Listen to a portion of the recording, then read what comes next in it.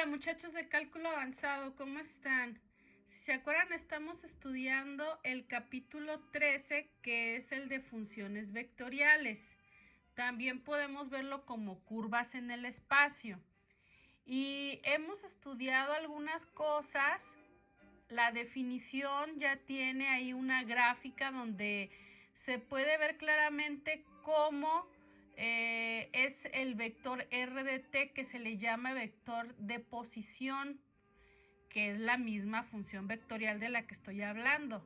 Es decir, para cada t va a haber solo un vector, otro t, solo un vector, otro t, otro vector, ¿sí? Entonces eso cumple con la definición de función. Ustedes ya la conocen para una variable, que para cada x le corresponde solo un y. Aquí a cada t le corresponde solo un vector, por eso es una función vectorial. El t es un número real que nos lleva a este vector. Y aquí, si se fijan, tenemos que estudiar el movimiento en la circunferencia. Esta circunferencia x cuadrada más y cuadrada igual a 16 está parametrizada. ¿Cómo se parametrizó? A esto se le llama parametrización porque la variable t es el parámetro, ¿sí? Entonces, en este ejercicio nos dan las dos ecuaciones. En otros ejercicios nos pueden decir que teniendo esta ecuación, la vectorial, lleguemos a la de x y y, que de eso ya tenemos un ejemplo.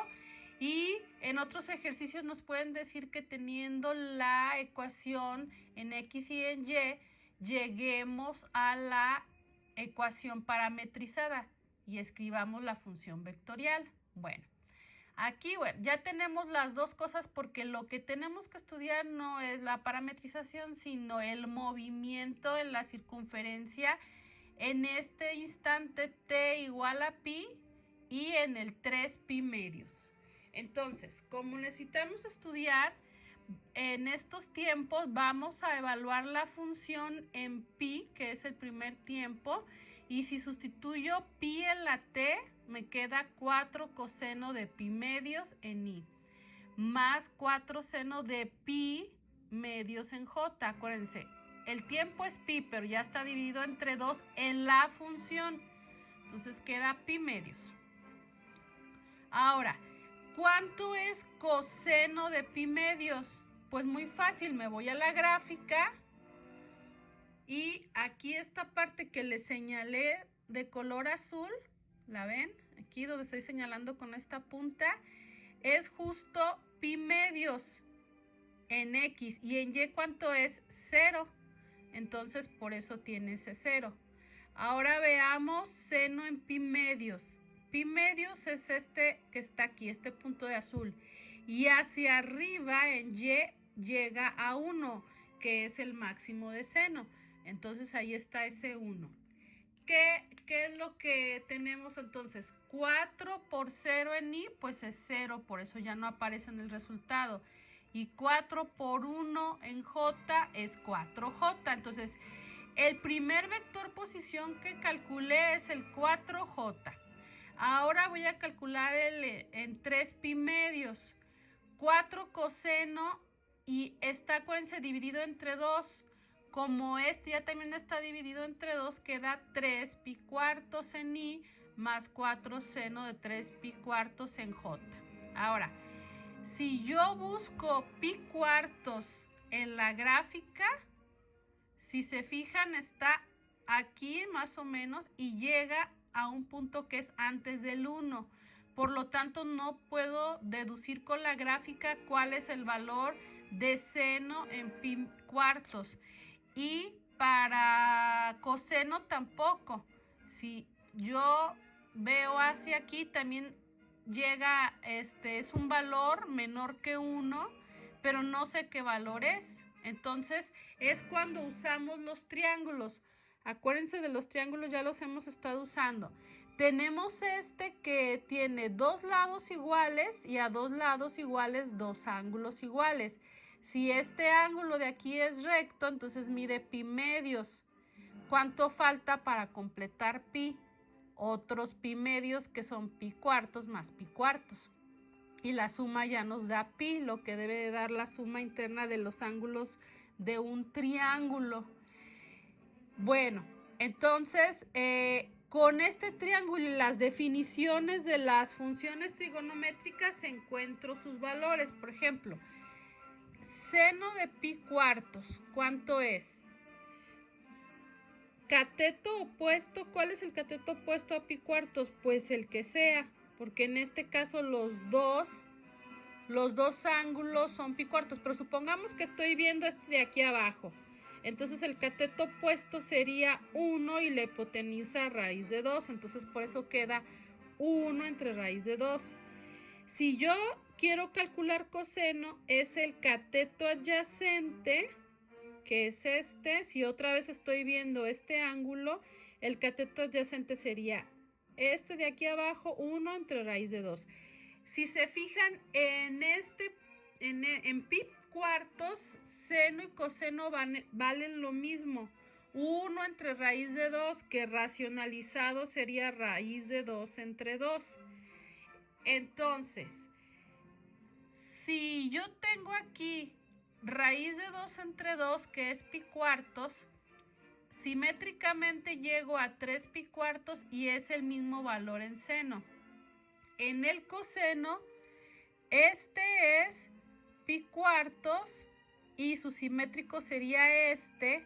El valor absoluto sería el mismo, pero lo que yo veo ahora que este es negativo, entonces nada más le cambio el signo a raíz de 2 entre 2. ¿Se fijan? O sea, uso la simetría. Con el triángulo no puedo calcular el coseno de 3 pi cuartos ni el seno de 3 pi cuartos. Puedo calcular el de pi cuartos, pero estas funciones tienen simetrías. Entonces, aquí con esta parte veo que el valor en 3 pi cuartos es el mismo y acá es negativo, nada más. Entonces respondo que el coseno, dijimos que el coseno es este, aquí dice coseno de x, es el que es raíz de 2 entre 2 negativo y el seno es el que es positivo.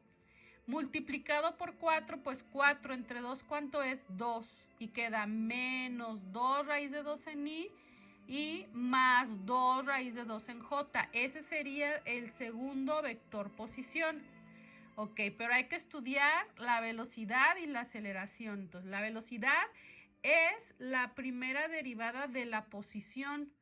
Derivada de t entre 2, ¿cuánto es? 1/2. Y derivada de coseno menos seno. Entonces, queda menos 4 seno de t entre 2. Algo similar pasa aquí, ¿sí? Este 1/2 queda aquí con el 4 multiplicados y la derivada de seno es coseno.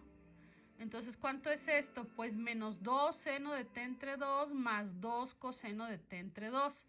Evaluado en el primer valor, en pi, como este está dividido entre 2, nos queda pi medios y pi medios. ¿Cuánto es seno de pi medios? 1, aquí está. Entonces nos queda menos 2 en i. Coseno de pi medios, estoy aquí, no subimos nada, entonces no subimos ni bajamos, entonces 0, 0 por 2, 0, y nada más quedó el vector menos 2i. Para el vector velocidad evaluado en 3 pi medios, tengo menos 2 seno de 3 pi cuartos más 2 coseno de aquí en esta parte 3 pi cuartos. Y ya habíamos calculado que en pi cuartos es raíz de 2 entre 2 y en 3 pi cuartos en el seno también es raíz de 2 entre 2 y en el coseno es menos raíz de 2 entre 2. Multiplicado por 2 se cancela el 2 del denominador y nos queda menos raíz de 2 en i y más raíz y también menos raíz de 2 en j, porque el primer menos es porque cuando derivamos coseno nos quedó menos seno y el segundo menos es porque el coseno en 3 pi cuartos es negativo y ya nos quedan los dos negativos. Seguimos con la aceleración. En la aceleración Este es el vector velocidad. Vamos a derivarlo. 1/2 por 2. ¿Sí? Pues ¿cuánto es? Vamos a hacerlo ya directamente. 1/2 por 2 se cancela y nos queda menos coseno de t entre 2. La derivada de seno, coseno. El menos ya estaba. Luego tenemos aquí también 1/2. Se cancela el 2 y la derivada de coseno es menos seno. Vamos aquí. Ahora vamos a evaluar en pi. Entonces queda menos coseno de pi medios menos seno de pi medios. Coseno de pi medios, ¿sí? ¿Cuánto es? 0. Ya se lo aprendieron, ¿no? Y seno de pi medios, ¿cuánto es? 1. Entonces, en i no tengo componente y en j es menos j, con este menos de aquí. Para 3 pi medios tengo menos coseno y aquí sustituyo 3 pi medios, menos seno y aquí sustituyo 3 pi medios. Entonces, en 3 pi medios ya sé que en el coseno es negativo, es menos raíz de 2 entre 2. Y en el seno es positivo. Pero como tenemos aquí negativo, el primero va a ser positivo y el segundo va a ser negativo. Y con eso terminamos de calcularlos, pero fíjense, dice aquí determinar el vector velocidad y aceleración de la partícula en los tiempos indicados, que fue lo que ya hice. Luego dice que lo grafiquemos. Entonces, la gráfica todavía no está aquí, porque no cabe, la tengo en otra parte, ¿sí? ¡Tarán! Como va junto con la orquesta, quedó muy bien. Esta es la gráfica y miren, yo copié los resultados. No debe de tener ningún problema porque los acabamos de ver. En pi tuvimos el vector 4j menos j y menos 2i. Y en 3 pi medios son estos. Acuérdense que la curva era una circunferencia de radio igual a 4. Esta curva era x cuadrada más y cuadrada igual a 16. ¿Sí? Entonces, ¿cómo grafico esto? Yo sé que es una circunferencia porque la distingo por la ecuación y saco raíz de 16, es 4. Acuérdense que la ecuación de la circunferencia con centro en el origen y radio sería x cuadrada más y cuadrada igual a radio al cuadrado. Por eso aquí el radio dice que es 4. Y aquí tengo la circunferencia. Bueno, ¿cuál es el punto que voy a dibujar primero? El de pi. 4j. 4j es este vector. Acuérdense que j da la dirección en y. Tengo que avanzar 4 unidades, o sea que llego hasta este punto que está aquí. Recuerden, en las funciones vectoriales la función nos da un vector, pero donde termina el vector, donde está el vértice de la flecha es un punto. Bueno, ese punto es este de la circunferencia. Muy bien. En este punto tengo este vector velocidad que mide menos 2i. Entonces, a partir del punto, camino menos 2i, quiere decir a la izquierda, ¿no? Porque i es la dirección en x. Entonces, este es el vector velocidad. Y en la aceleración, menos j. Entonces, bajo 1 y pongo la flechita que ahora es azul para que ustedes vieran la diferencia. El vector posición es el de negro y el vector aceleración es el de azul, que lleva dirección contraria al de la posición. Pero fíjense cómo está el vector velocidad y la aceleración. Forman un ángulo de 90 grados, ¿se fijan? Ok. Y el vector aceleración apunta hacia el centro de la circunferencia. Ahora vamos a estudiar la posición en 3 pi medios. En 3 pi medios, ¿cómo es el vector posición? Pues avanzo menos 2 raíz de 2 y subo 2 raíz de 2. Entonces quedo aquí, en este punto. Y En este punto tengo que dibujar el vector hace velocidad, entonces tengo que caminar menos 2 en I, menos raíz de 2 en I, perdón, y menos raíz de 2 en J. Y ahí, la hipotenusa de este triángulo es el vector velocidad. Aquí no necesita hipotenusa porque si se fijan, estos vectores que salieron en pi solo tenían dirección en una componente, entonces nada más dibujaba de esa manera, paralelo al eje X y sobre el eje Y. Pero aquí, cuando tiene componentes en X y en Y, entonces hay que avanzar en X, en Y, y luego trazamos la hipotenusa, que es el vector.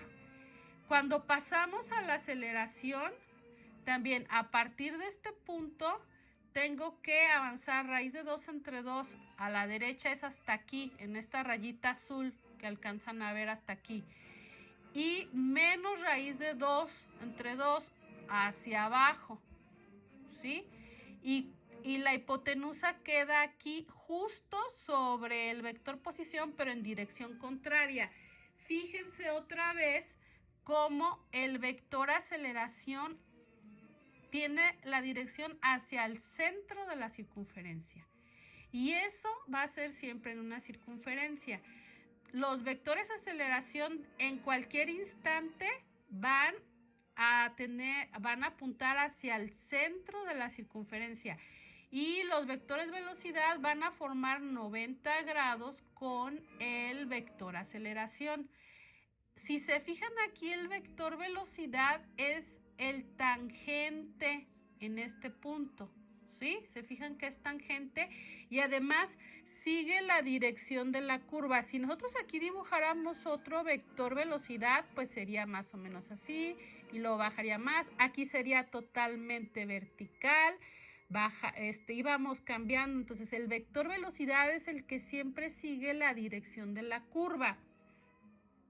Y, ¿qué más? Bueno, pues como ustedes pueden ver, podemos con las funciones vectoriales estudiar el movimiento en una circunferencia o en cualquier curva que nos den. En este caso fue una circunferencia.